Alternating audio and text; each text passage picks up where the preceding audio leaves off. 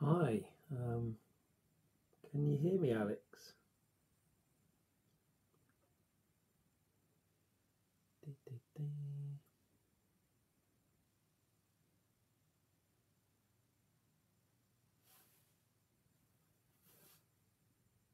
Yeah, good to go.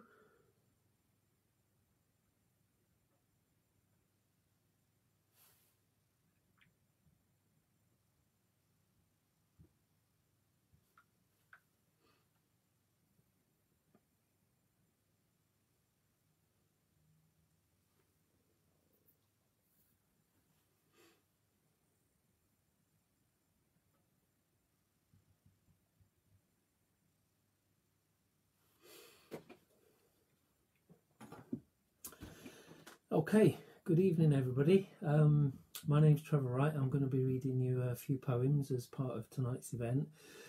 First of all, thanks to Eagle, because he did ask me, good 9 months ago, and first my mum was ill and then I was ill, so didn't manage to make it. So thanks to Eagle for letting me back in, so to speak. So I'm going to do about 10 minutes of poetry. Start off with something from my book, which is called Salt Flow, which came out in 2019, and it's called In Such Spaces, and it's for anybody who's had to work in a cold corporate culture, let's put it that way. So, in such spaces. In such spaces, you carry treasured memories to your hot desk. In such spaces, you are never more than 6 meters from a rat. In such spaces, it pays to hug your enemies as closely as your friends. In such spaces, you signpost those making contact to oblivion. In such spaces, in the main, no one can hear your screams, as in such spaces, they are too busy suppressing their own to care. In such open plan spaces, contrived by closed minds.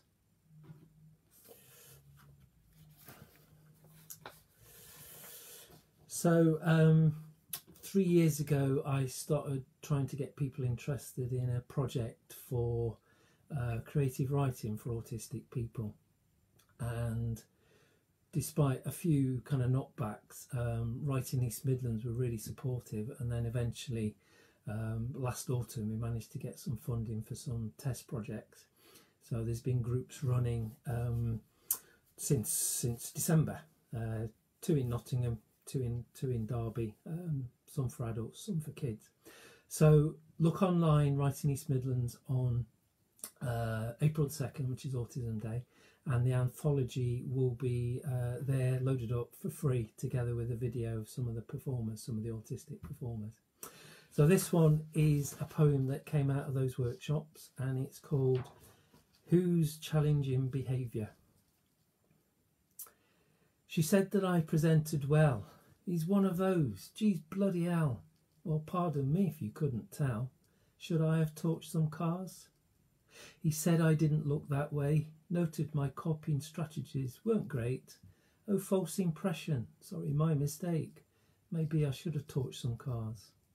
I'm never going to be the diplomat, and no, I'm not good at maths and stats. If one more muggle asks me if I'm savant, I might take to torching cars. Body language me out of reach. Try to cure me with watered bleach. Don't tempt me, or I'll breach the peace and resort to torching cars. Some seem to go to any length to see disorder and not the strength. I suppose I could start with a disused bench and then build up to torching cars. Others rigidly try to change our ways with management strategies or ABA, with plans to re-engineer our DNA. Who'd be to blame if we torch some cars? But if there is a problem with empathy, maybe, possibly, at least, it's two-way. Do we really have to rue the day when we drive humans to torching cars? Wouldn't it be dandy, wouldn't it be mint, if folks just accepted difference, instead of fueling desires to spend a double stint torching all them cars?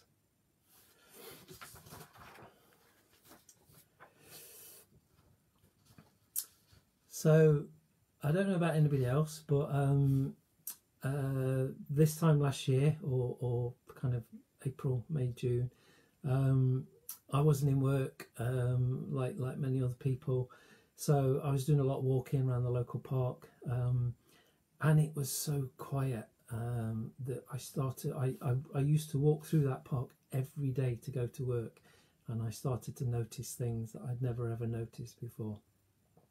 So this is a poem called Walled Garden, and it's, oops, as you're reaching over, it's in a Nottingham anthology by World Jam called Us versus COVID, which there's an event coming up in a couple of weeks. There'll be readings from the anthology. So my entry was called The Walled Garden.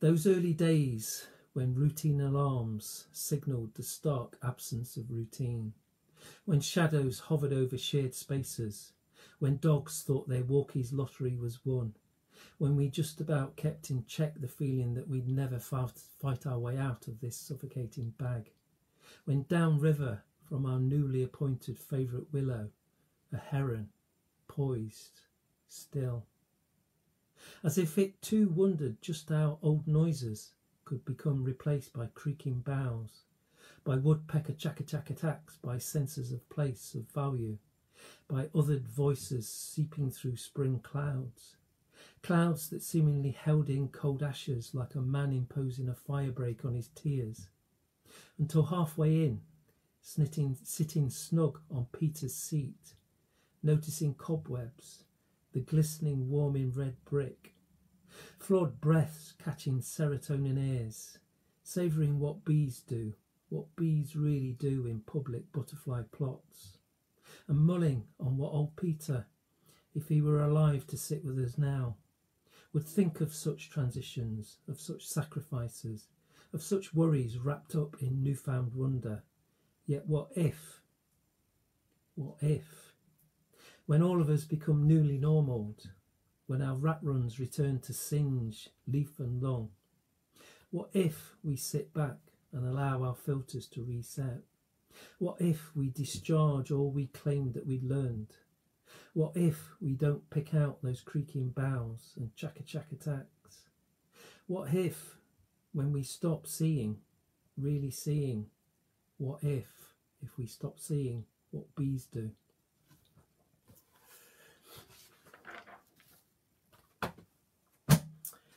So I'm now going to mention the B word, Brexit, and it bothers me less which way people voted, whether people are Remain or voted to Brexit, because I think we were just all lied to. So I'm going to do a poem around Brexit. You know, where did that 350 million on Boris's red bus go to when we've needed it in the last year?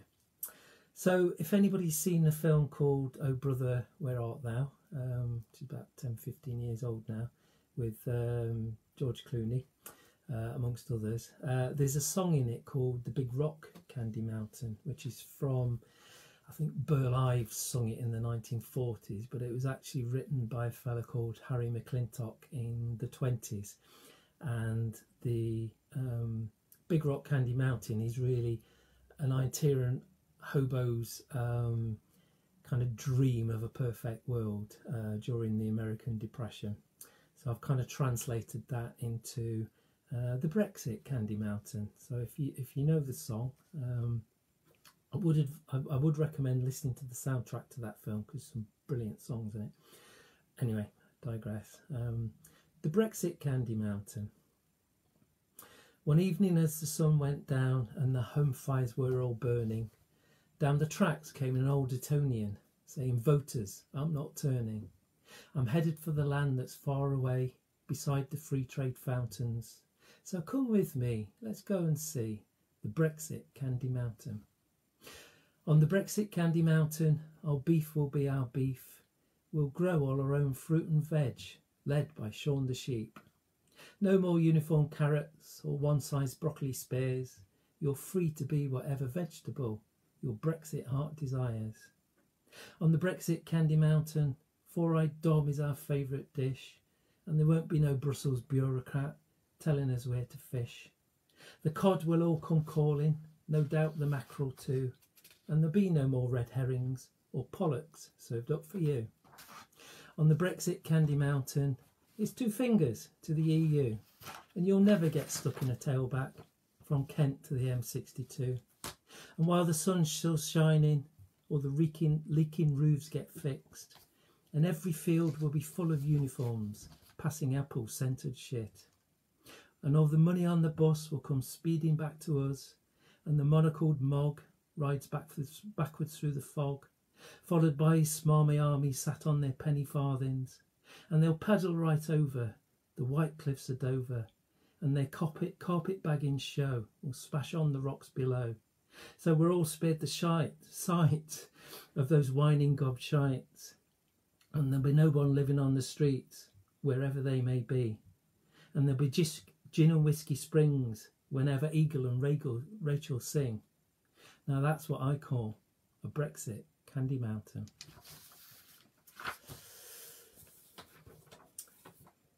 So I'm going to finish with a poem that I actually wrote on a songwriting course led by Boo Hewardine, who writes for Eddie Reader as well as his own stuff. So again, it was originally a song, but it's a poem about somebody I met when I left school. I went straight into the building trade and was a bit out of place for a while, to be honest. I didn't have the physical strength or kind of the ability to stick up for myself. But there was a fellow I worked with called Robin, and he kind of looked after me. He was one of the most genial blokes I've ever come across. Big fella. He'd be kind of helpful. He'd walk around site all day cracking jokes, but every 3 months he'd go really quiet and nobody could get a word out of him. We never really found out why, but somewhere around lunchtime he'd take a deep breath and he'd go, roll on death. So this is for Robin, and I'll finish on roll on death. Big Robin, he was mighty big, a master of life's laws. 'Twas like he had 3 shovels gripped in his massive paws.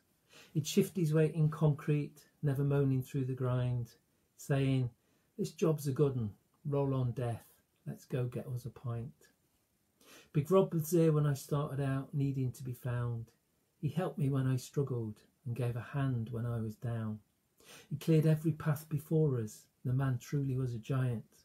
And when I'd fret, he'd say, roll on death, let's go have us a pint. School never did him any good, but he sure could understand. He'd say he was ambidextrous. He couldn't write with either hand. The few things that he had to say were anything but trite, like, come on lads, roll on death, let's get ourselves a pint. One day Big Rob was late for work for the first time in his life. He showed up looking sheepish as he shuffled round the site. The quack says that my guts are shot and it's too late for the knife, but let's wrap this job, roll on death, but there's time for one more pint. Now Rob's not with us anymore, but no reason to be sad, because every time I'm up the creek with no paddle to be had, I hear the old man in my head as if I had him in my sight, saying, bugger it lad, roll on death, but first you have a pint. So it's punk for the homeless, roll on death, but make sure we share a pint. Thank you for listening, and enjoy the rest of the evening.